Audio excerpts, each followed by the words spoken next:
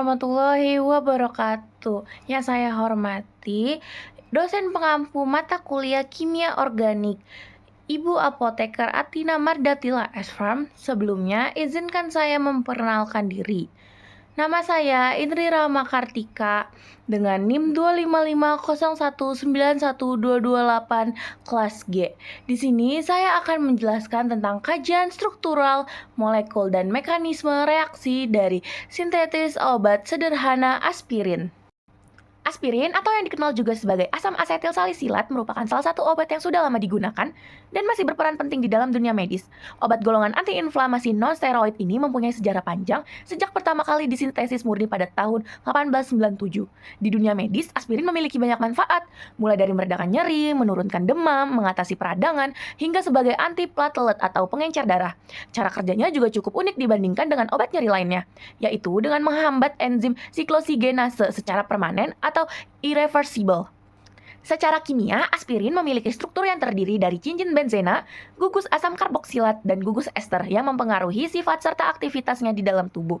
Selain itu, aspirin juga sering dipelajari karena proses pembuatnya melalui reaksi asetilasi antara asam salisilat dan anhidrida asetat. Dari segi sifat fisikokimia, struktur ini juga berpengaruh terhadap kelarutan, stabilitas, dan efektivitasnya sebagai obat. Struktur dan juga gugus fungsi dari aspirin. Nama IUPAC-nya adalah 2-acetozibenzoic acid atau asam 2-asetoksibenzoat. Aspirin memiliki rumus molekul C9H8O4 dengan massa molekul 180,16 gram per mol. Ini merupakan contoh dari struktur molekul aspirin. Aspirin atau asam asetil salisilat memiliki beberapa bagian penting di dalam strukturnya. Yang utamanya adalah cincin benzena, yaitu struktur berbentuk heksagon yang stabil karena adanya resonansi, sehingga elektron tersebar dan membuat molekul lebih stabil. Kemudian ada juga gugus asam karboksilat, min COOH, yang bersifat asam dan bisa melepaskan ion H+. Gugus ini berperan dalam kelarutan. Selain itu juga terdapat gugus ester, min OCOCH3, yang terbentuk dari reaksi asetilasi. Gugus ini mengalami hidrolisis menjadi asam salisilat dan asam asetat, baik secara kimia maupun oleh enzim di dalam tubuh. Dari jenis ikatannya, aspirin memiliki ikatan sigma seperti C ikatan C dan C ikatan H, serta ikatan pi pada ikatan rangkap seperti C rangkap O dan cincin benzena. Elektron pi pada cincin benzena mengalami delokalisasi yang menambah kestabilan molekul.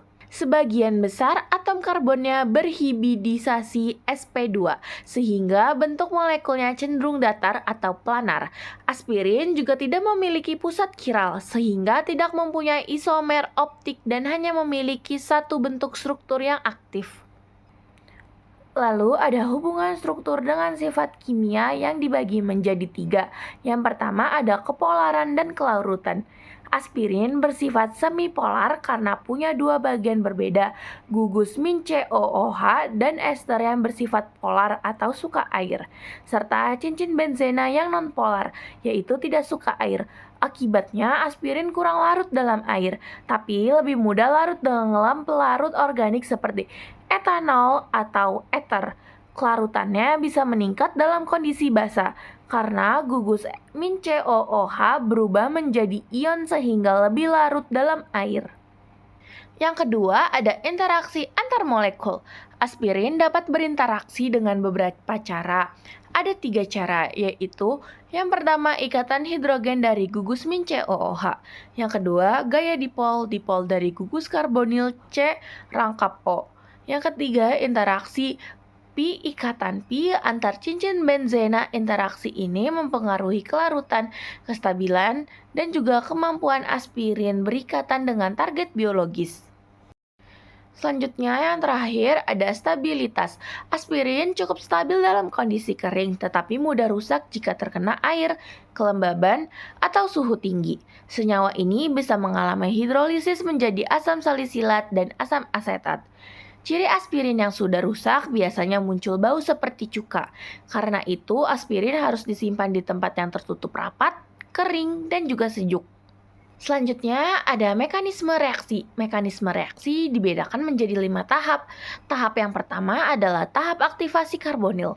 Reaksi ini tidak akan berjalan tanpa adanya bantuan katalis asam H+. Di tahap awal, katalis asam ini akan memberikan protonnya ke atom oksigen karbonil yang ada pada anhidrida asetat. Proses protonasi ini penting sekali karena membuat atom karbon di sebelahnya menjadi sangat elektrofilik. Artinya, karbon tersebut menjadi sangat haus atau sensitif terhadap serangan elektron. Selanjutnya ada tahap kedua. Tahap kedua adalah tahap serangan nukleofilik.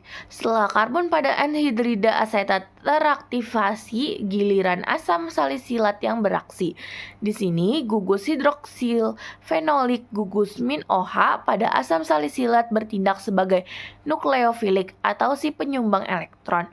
Oksigen dari gugus min OH ini langsung menyerang atom karbon karbonil yang sudah diaktifasi di tahap pertama tadi. Akibat serangan ini terbentuklah sebuah struktur antara yang kita sebut dengan intermediate tetrahedral. Lalu ada tahap ketiga, tahap pembentukan intermediat. Struktur intermediat tetrahedral yang baru terbentuk ini sifatnya sangat tidak stabil. Di dalam molekul tersebut, atom karbon karbonil memegang 4 substituen sekaligus untuk sementara waktu. Karena tidak stabil, molekul ini langsung melakukan penataan ulang elektron di dalamnya agar posisinya bisa kembali mantap atau stabil. Selanjutnya adalah tahap keempat. Tahap keempat adalah tahap eliminasi gugus pergi atau leaving group. Dari hasil penataan ulang elektron tadi, ikatan kimia mulai terputus. Salah satu gugus asetat akan lepas dan keluar sebagai ison asetat. Di saat yang bersamaan, terbentuklah ikatan ester baru yang menghubungkan gugus asetil dengan oksigen fenolik milik asam salisilat. Yang terakhir, tahap kelima. Tahap kelima merupakan tahap mekanisme reaksi yang terakhir. Tahap ini merupakan tahap deprotonasi. Langkah terakhir adalah pelepasan kembali proton H+ yang tadi dipakai di awal. Setelah proton terlepas, reaksi selesai dan akan mendapatkan produk akhir berupa aspirin atau asam asetil salisilat, serta produk sampingan berupa akan asam asetat. Selanjutnya adalah faktor yang dapat mempengaruhi reaksi. Yang pertama, struktur substrat. Asam salisilat mempunyai 2 gugus penting, yaitu min OH atau fenol dan juga min COOH. Gugus min OH berperan sebagai nukleofil yang menyerang anhidrida asetat. Posisi kedua gugus yang saling berdekatan atau orto bisa mempengaruhi reaksi, baik dari sisi elektronik tarik-menarik elektron maupun sterik, yaitu ruang, sehingga ikut menentukan seberapa mudah reaksi terjadi. Lalu selanjutnya ada pelarut. Pelarut berpengaruh pada kelarutan reaktan, kecepatan reaksi, dan kemurnian produk. Pada sintesis aspirin biasanya tidak perlu pelarut tambahan karena anhidrida asetat sudah bisa jadi media reaksi sekaligus pereaksi. Selanjutnya ada suhu. Suhu yang lebih tinggi membuat reaksi berjalan lebih cepat karena tumbukan antar molekul lebih sering. Tetapi terlalu tinggi juga bisa terjadi hidrolisis aspirin dan hasilnya jadi berkurang.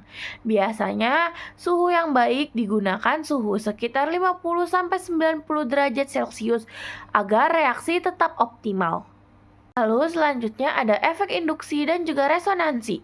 Efek induksi atau imin adalah gugus min COOH menarik elektron sehingga mempengaruhi distribusi muatan dan reaktivitas gugus lain. Lalu ada efek resonansi. Efek resonansi adalah elektron di cincin benzena tersebar atau delokalisasi, membuat molekul lebih stabil dan mempengaruhi bagaimana gugus min OH bereaksi saat asetilasi.